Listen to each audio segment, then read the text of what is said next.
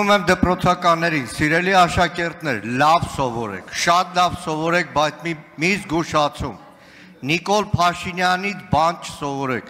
հակառակ դեպքում ձեր կողքի ապրող վատ ապրողը, թոշակառու տատիկը, դուք ոչ թե փորձելու եք իրան օգնել որպես հայրենակից, այլ ասելու եք փոքր ժամանակ դու լավ չես սովորել, դրա համար էլ լավ չես ապրում։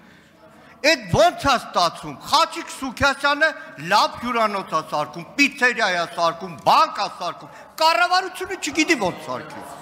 Բա խեկդ է նստած,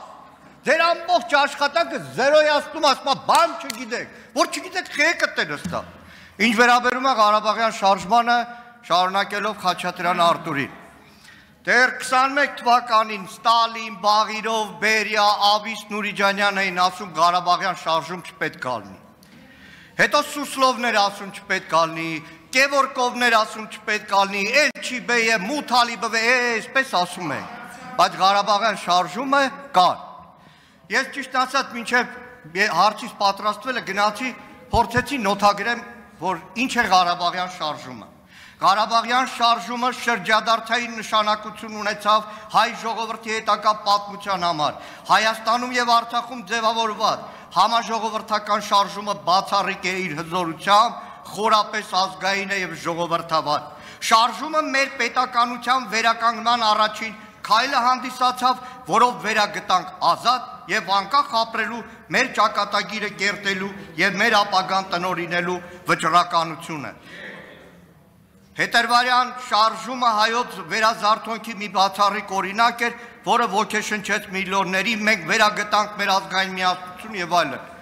Ճիշտ ասած, չէի հասցնի այդքան գրեի, դրա համար Նիկոլ Փաշինյանի 22 և 19 թվականի ուղերձներից մեջ բերում էր։ Թոքի մասին ընդդիմադիր Նիկոլ Փաշինյան, բյուջեի քննարկման ժամանակ ելույթումը տեսածել, հարցը ձևակերպեք, 300 տարվա մեջ միակ ազգային շարժումը եղել է Ղարաբաղյան շարժումը, ի նկատի ունենալ Իսրայել օրի բան ստրկացնում էին։ Պարոն Մանուկյան, ժամանակը ավարտվել է, հարցը ավարտվել,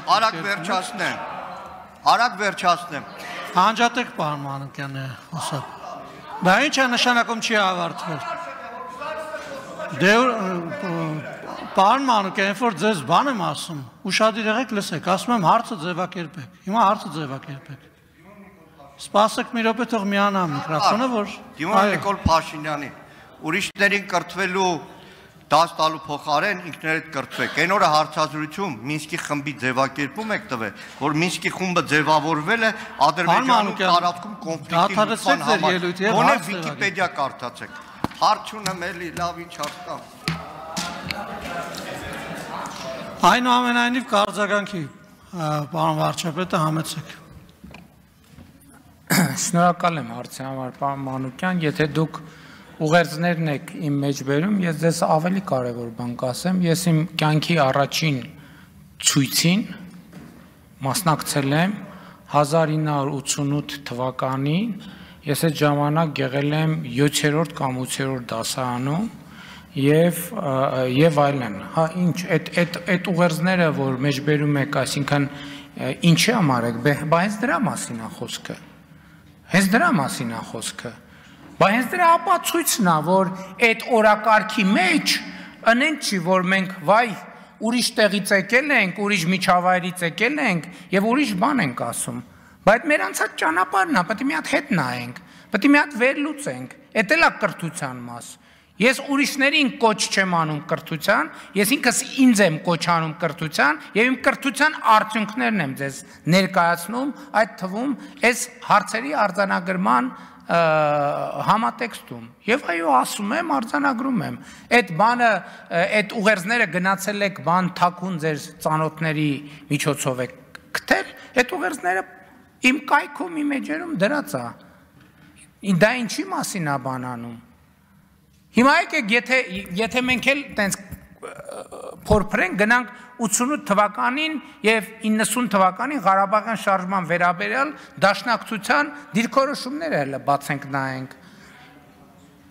Մի հատ տեսնենք, թե ինչի մասին էր այդ դիրքորոշումները, պաշտոնապես արձանագրված։ Այդ ինչի համար եք տեսարաններ, վայ երեխեք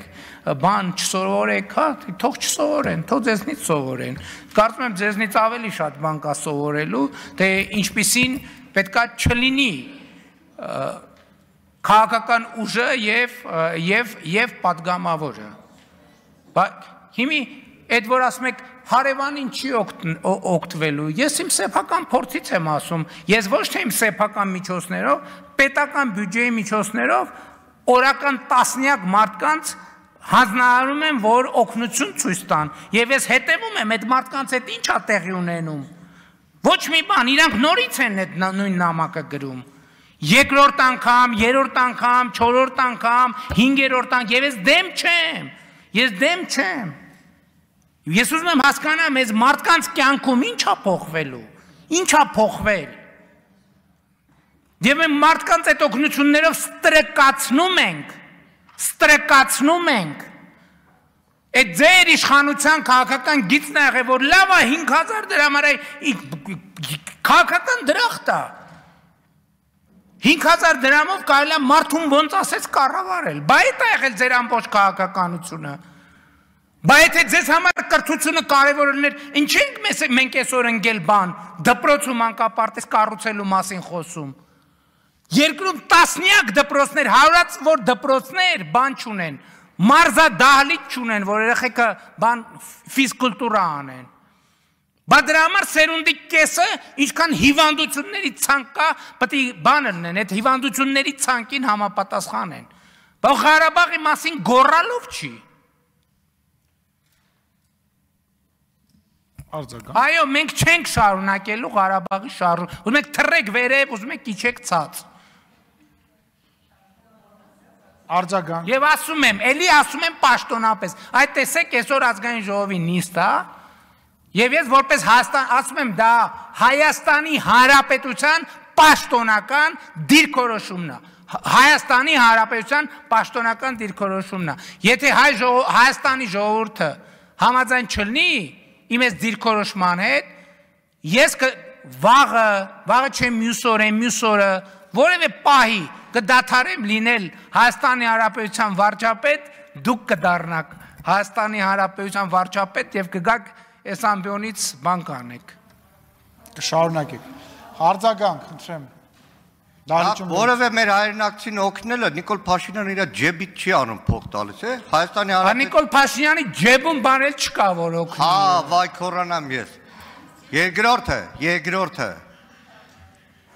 Հայաստանի Հանրապետության քաղաքացու վրա համաձայն, մեկ չգցեք։ 21 թվականին այն խոստումը որ քաղաքացին ասեց լավ, ջանդամ թող Նիկոլ Փաշինյանը պաշտոնավարի, բայց այս ընթացքում ես վստահ եմ, մի օր Հայաստանի Հանրապետության քաղաքացին Նիկոլ Փաշինյանին լարելու է, դա վստահ եղեք։ Մեկ էլ հիմա ոնց որ հասկանում եմ Ադրբեջանի հետ ստորագրված թղթի կետերը սկսել եք կատարել, այսինքն ի՞նչ է նշանակում սպառնում եք էդի Հայաստանի պաշտոնական դիրքորոշումը, պապածային էլ կանչեք մեզ դահլիճից անեն։ Հա, էդի ձեր գործն է, չէ ինքն է կարա ասի, ասում է որոշում չի կայացրել։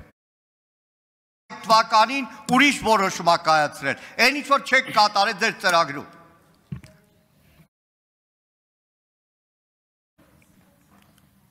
Դե յուրե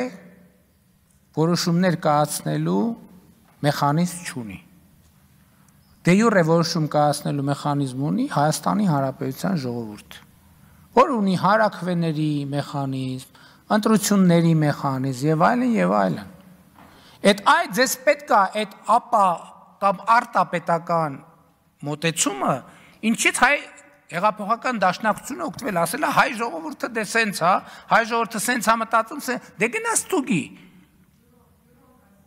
Ով է որոշել, ինչ իրավունքով, ընդհանրապես ինչ իրավունք ունեք դուք, ես կարող եմ ասել, ես ինչ իրավունք ունեմ խոսել Հայաստանի Հանրապետության ժողովրդի անունից։